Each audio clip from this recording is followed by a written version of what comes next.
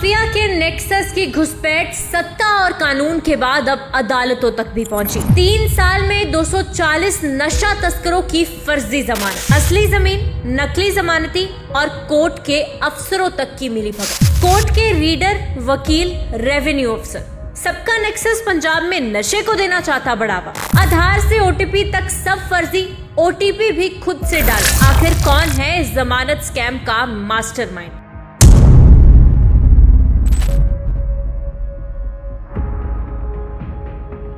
पंजाब में नशा एक नासूर बन गया है। कई सरकारें आई, कई सरकारें गई, लेकिन नशा पंजाब में खत्म होने की बजाय और बढ़ता चला गया। मौजूदा सरकार ने नशे के खिलाफ युद्ध तो जरूर छेड़ा है, लेकिन हालात ये हैं कि ड्रग माफिया पंजाब में इस कदर हावी हो चुका है कि वो हर सिस्टम को 2 मिनट में तार तार कर देता है। नशा तस्करों की जड़ें इतनी मजबूत हो चुकी हैं कि न केवल फर्जी डॉक्यूमेंट्स के बल पर जमानतें ली जा रही हैं, बल्कि उन्हें कानून नाम का कोई खौफ भी नहीं है। जेल में अगर चले भी जाएं तो किसी भी तरह का फर्जी डॉक्यूमेंट बनाओ और अदालत से बाहर आ जाओ। यानी कुल मिलाकर सत्ता, कानून और अदालतों तक भी नशा तस्करों की पूरी पकड़ है। ऐसे में बड़ा सवाल खड़ा होता है कि पंजाब से ड्रग माफिया का सफाया कैसे होगा। दोस्तों, आज हम करने जा रहे हैं एक ऐसे गोरख धंधे का पर्दाफाश जिसने पंजाब की पुलिस से लेकर अदालत तक को हैरान कर दिया। जिन नशा तस्करों की बेल नहीं होनी चाहिए थी, वो 15 दिन में बाहर घूम रहे हैं, और ये सब मुमकिन हुआ फर्जी फर्द,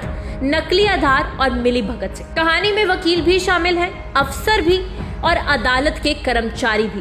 कौन है ये लोग, कैसे हुआ इतना बड़ा खेल और कैसे ये लोग पकड़े गए, इसका खुलासा आज की खोज खबर में।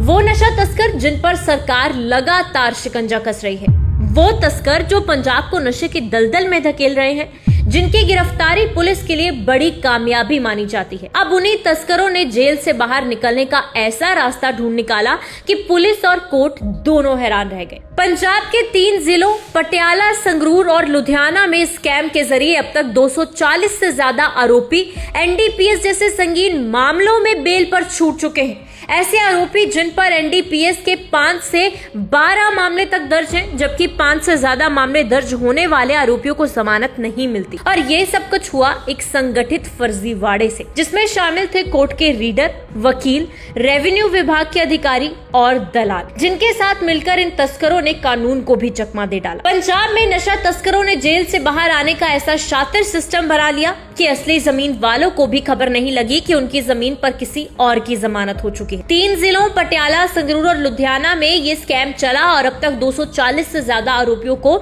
इसी तरीके से बेल मिल चुकी है। पुलिस की शुरुआती जांच में ही 19 लोग गिरफ्तार हो चुके हैं, जिनमें कोर्ट के रीडर, वकील, रेवेन्यू विभाग के बाबू और गिरोह के एजेंट शामिल हैं। अब जरा इस गिरोह की रेट लिस्ट पर नजर डालिए। बाहरी राज्यों के तस्कर जैसे कि राजस्थान, हरियाणा, यूपी, इनसे 1 लाख रुपए लिए जाते थे और स्थानीय तस्करों का 50,000 में ही काम कर दिया जाता था। बदले में तस्करों को मिलती थी फर्जी आधार कार्ड, पंचायत कार्ड और असली जमीन की फर्द की फर्जी कॉपी, जिसका मालिक असली होता था पर उसे कुछ पता नहीं होता था। जानकारी के लिए बता दें कि जमानत की असली प्रक्रिया कैसे होती है। सबसे पहले तो वकील कोर्ट में बेल एप्लीकेशन देता है, जमानती के डॉक्यूमेंट कोर्ट में लगते हैं, कोर्ट का रीडर दस्तावेज चेक करता है, आधार ओटीपी से वेरीफाई करता है। अगर सब वैध लगे तो जज बेल पास करता है, जेल को बेल ऑर्डर भेजा जाता है और आरोपी छूट जाता है।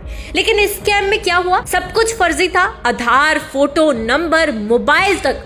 ओटीपी भी स्कैमर्स के पास ही आता था, क्योंकि मोबाइल नंबर भी फर्जी था। और रीडर जो कोर्ट में जांच करता है, वो सब कुछ जानते हुए भी बेल पास करवा देता था। अब बड़ा खुलासा करते हैं इस स्कैम के मास्टरमाइंड का। तो इसका मास्टरमाइंड है रेणुकांत, जो कि पहले एक वकील के यहाँ मुंशी था। वहीं से इसने सीखी अदालत की सारी प्रक्रिया और 2021 में खुद का स्कैम सिस्टम शुरू किया। साथ मिले थे सतपाल और गुरदीप। एक जमीन का डाटा निकालता, एक फर्द तैयार करवाता और तीसरा बनाता फर्जी डॉक्यूमेंट। अब इस मामले में कैसे हुआ शक और फिर खुलासा? दरअसल जनवरी 2025 से मई 2025 तक 77 एनडीपीएस आरोपी पकड़े गए। इनमें से कई सिर्फ 15 से 20 दिन में बाहर आ गए। पुलिस को शक हुआ कि कैसे। जांच शुरू हुई तो 112 बेल एप्लीकेशन फर्जी दस्तावेजों पर आधारित निकली। और तो और जिनकी जमीनें इस्तेमाल हुई, उनका क्या? ना वो जमीन बेच सकते हैं, ना लोन ले सकते हैं, उन्हें कोर्ट में अर्जी लगानी पड़ेगी। जब तक जांच पूरी नहीं होती वो जमीन विवादित मानी जाए। और रीडर, वकील, रेवेन्यू अधिकारी तीनों मिलकर खेल बना चुके थे। रीडर ओटीपी डाले बिना ही वेरिफिकेशन कर देता था। रजिस्ट्री वेबसाइट पर फर्द की अपडेट नहीं होती थी ताकि असली मालिक को खबर ही न लगे। और पेशे से गायब आरोपी की जगह कोई और फर्जी जमानती जाकर कहता, सुन नहीं रहा, जुर्माना लगवा लीजिए। ऐसे 40 से ज्यादा मामलों में जुर्माना भरवाया गया। इस पूरे नेक्सस ने पुलिस, कोर्ट और कानून तीनों को गुमराह किया। लेकिन अब पर्दाफाश हो चुका है और कई बड़े नामों की गर्दन फंसी हुई है। बाकी आरोपियों की तलाश और सिस्टम की सफाई अब जरूरी हो चुकी है। आज की कुछ खबर में बस इतना ही। अगली वीडियो में जानेंगे सेंट्रल हल्के उपचुनाव के सेमीफाइनल में कौन होगा आउट और कौन होंगे नए चेहरे 2027 विधानसभा फाइनल्स में तीनों पार्टियों से। तो जुड़े रहिए हमारे साथ। वीडियो पसंद आया हो तो इसे लाइक करें, कमेंट करें और हमारे चैनल को फॉलो करना ना भूलें। हमारे YouTube चैनल को भी जरूर सब्सक्राइब कर बेल आइकन को प्रेस करें ताकि हमारे आने वाले वीडियोस के नोटिफिकेशन सबसे पहले आप तक पहुंचे।